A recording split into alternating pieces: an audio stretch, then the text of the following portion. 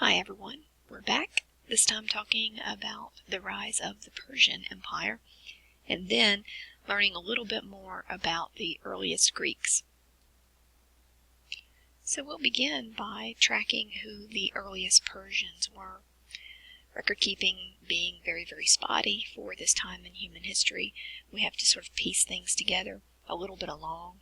As best we can tell, the Persians were probably a disparate group of Indo-European tribal peoples. Some of them were nomadic pastoral groups that raised animals and moved around to secure the resources that they needed in the relatively dry region of Mesopotamia. They also appear to have spoken a language similar to Sanskrit and were a polytheistic peoples who worshipped many different gods. There's probably some cultural and ethnic links to the Aryans who swept in to and came to dominate the Harappan peoples of India that we spoke of earlier. And there will be several factors that will catapult the Persians to a position of prominence. Probably first and foremost, the collapse of the Assyrian Empire. You can see here on the map that I've provided on the slide. The Assyrian Empire was once quite large and quite formidable. When it will collapse, it will leave a massive power vacuum in this region that will permit the Persians ultimately to begin putting together some very strong armies and gradually taking over this territory, and they'll even go several times beyond that territory that had once been under Assyrian control. Another instrumental factor in allowing the Persians to develop not only culturally but militarily and politically as well will be the embrace, during the 7th century BC, the development of a religion and the embrace of this faith known as Zoroastrianism, named after a Persian religious prophet by the name of Zarathustra, or Zoroaster in Greek. Now, Zoroastrianism is a very interesting faith because it really is moving along towards monotheism. It does allow for a belief that there are two warring entities, one the god of goodness and light, Ahura Mazda, and the other god Ahriman, the god that's associated with evil and darkness. And as part of this belief system, it will also introduce the notions of heaven and hell, which will go on to influence many later religions, most notably Christianity and Islam. Now, the crucial figure in helping us understand how this new faith of Zoroastrianism will transform the Persians into really a military juggernaut is the individual known as Cyrus the Great, a Persian king who will utilize this new belief system of Zoroastrianism to motivate his troops on the battlefield. He will cast the cosmic struggle between the forces of light and dark as a contest that the Persians should become involved in directly, that it was their responsibility to join and spread the power of this god of goodness and light.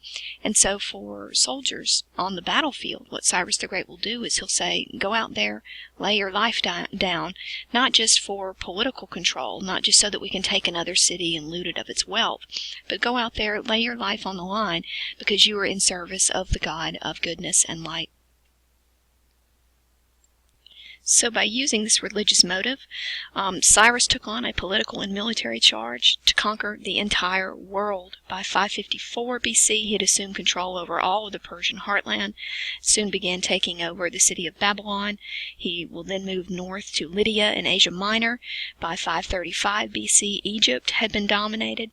In fact, by the time he passed away in 530 BC, trying to subdue a tribe known as the Mycenae, he had taken possessions of huge amounts of land in the Middle East. He is also remembered for not just being a very well-known political and military leader, but also for his practice of religious toleration. He is credited, for example, by the Jews with overthrowing the much harsher Babylonian Empire and allowing some 40,000 Jewish exiles to return to Judea. And in fact, that will be a hallmark of the Persian Empire in general, is their remarkable religious toleration. They did not believe in forcing Zoroastrianism on their subject peoples, and perhaps for that reason, many of the central tenets of Zoroastrianism will begin to sort of blend into newer religions developing in the region over time. Darius the First is also remembered as one of the most important Persian leaders. You can see from the map that I have here, the area is shaded in green, that by about 500 BC, the Persian Empire had really sort of was about to reach its apex, its maximum extent. You can see how it straddles multiple continents that would have included people that spoke many different languages, many different ethnicities, lots of different religions. So this is a very complex state to run, and for Darius the First, he's not going to do it alone. He's known for dividing his empire into a number of territories known as satrapies. And for each of these 20 or so satrapies, or administrative units, he will place at the head of each one of these satrapies a satrap, or a local governor, who came from the region. This was a very smart move on his part. He's choosing someone from the region that he is dominating, someone who will likely know the language that is spoken, so someone who can listen out for the first rumblings of rebellion, someone who likely practices the local religion. He's doing all this deliberately to sort of soften the blow. He knows that many of these areas that are coming under his tribute are resentful. They don't want to be under the domination of outsiders. So in this way, by choosing local satraps or governors, he will help acclimate the subject peoples to his rule a little bit faster than would have been the case otherwise. He's also remembered as an able administrator. He built a number of public works, such as a postal system, constructing roads throughout his empire to make sure trade flows easily from one corner to the other of his empire, and also, most importantly, making sure you have roads so that your army can get where it needs to be in case of rebellion or outside invasion. He also instituted a common currency, and I'll say it again, for the Persians, and Darius the First was the same way, religious toleration was key in their empire.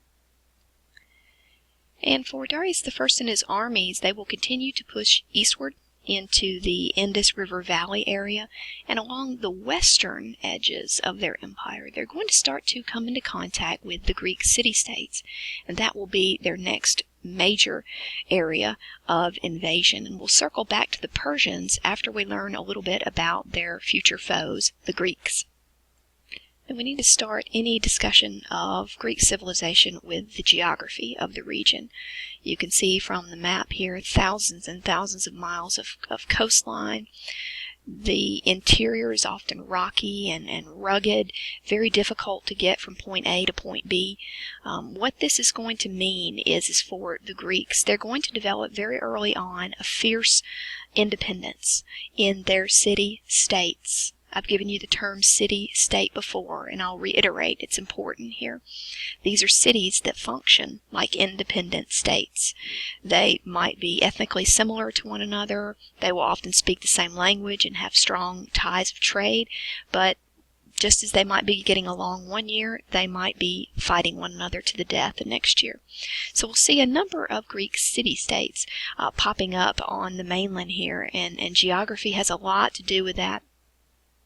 Also, with the Greeks, they're going to become excellent seafarers at an early age because the resources that they're going to have trouble securing for themselves in this difficult environment, they're going to have to build ships, and they're going to have to sail across the Mediterranean to get many of the things that they need. And so when we talk about the earliest Greeks, we often refer to the city of Mycenae. You can see it listed here on the map.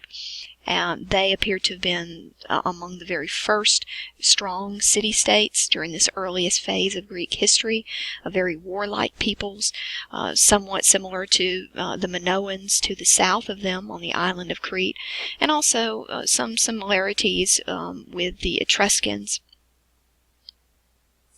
Now, with the Mycenaeans, they are developing a system of writing known as Linear B. They likely were also the participants in the so-called Trojan War. These details are still, unfortunately, largely lost to history, and so archaeologists and historians are still figuring them out. But during this earliest phase of Greek civilization, that of the Mycenaeans, it will come to an end, like all historical eras will. We're still not quite sure what happened. Perhaps it was invasion by another tribe, like the Dorians. Could have been a series of natural disasters. We just don't know. And in fact, we really don't know what's happening during the so-called Greek Dark Ages, this period between the end of the Mycenaean civilization, around about 1000 BC, 1200 BC, to about 900, 800 BC. Historians refer to this as sort of the Greek Dark Ages, where the Greek city-states will fall silent for a period of time for reasons that we are still trying to figure out today. And then when we talk about the last major phase in Greek history, we often refer to it as the classical era or the Hellenic Age. This is the period that most of us are familiar with when we think about ancient Greek civilization. And it is during this time, during the classical era, by about the 8th and 7th centuries BC, that the Greek city-state, known as the polis, that several of them began experimenting with various forms of government. Monarchy, oligarchy will be a favorite option among most of the Greek city-states over time. Tyrannies, where you end up with an outsider who will seize power for a period. And then democracy. This is the one that, from our standpoint today in the 21st century United States, is probably the most intriguing. You're going to have city-states, most notably Athens, that will experiment with rule by the people, or demos. But I want to make clear that ancient Greek democracies are not what we think of a democracy today. There were several groups that could not participate in Greek democracies, and you can probably, if you think hard enough, figure out who some of these groups were. Probably first and foremost, half of the population, which is to say women, were not allowed to participate in Greek democracies. Slaves, because they are not considered citizens, are also exempt from participating in these ancient Greek democracies. And then the final group would be immigrants. Those who were not born, native born to one of these city-states, had no hope of actually participating in the democratic system. So understand that their version of democracy is much restricted versus what we think of it today.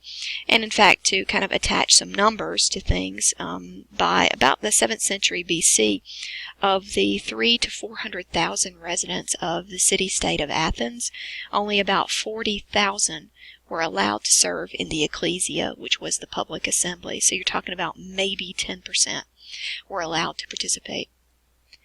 And when we talk about democracy in Athens, we can certainly see its expansion under a leader by the name of Solon, who had served as both a general and a poet, was a very well-known speaker. And when he took over office, he was interested in trying to enlarge democracy and the concept of democracy in Athens. He opened up public office to people of non-noble birth. This was a step forward for those that were not born into wealthy, influential families. Many of them had no hope of actually serving in a governmental capacity. He's saying it doesn't matter the status of your birth, that everyone should be able to contribute to the government, a well-functioning government. He will also abolish slavery as a punishment for debt. We talked about that earlier, that in the ancient world, the primary avenues by which someone is enslaved is, number one, they're a prisoner of war, and number two, if they get into a situation where they have accrued enough debt that they might have to actually sell their own liberty for a period of time. So Solon is seeing the punishment for debt in ancient Athens, that you might lose your liberty. He's seeing this as incredibly unfair. He will also create a much more humane system of laws. The first written law code in Athens, that of Draco, was still in force, and many of these draconian laws were shockingly severe, so severe that they were said to have been written in blood rather than ink. The death penalty common for many of these crimes. So Solon is going to say, look, maybe it's time we relaxed a few of these penalties for criminal offenses. So we'll pick up with the early Greek city-states in the second part of this mini lecture.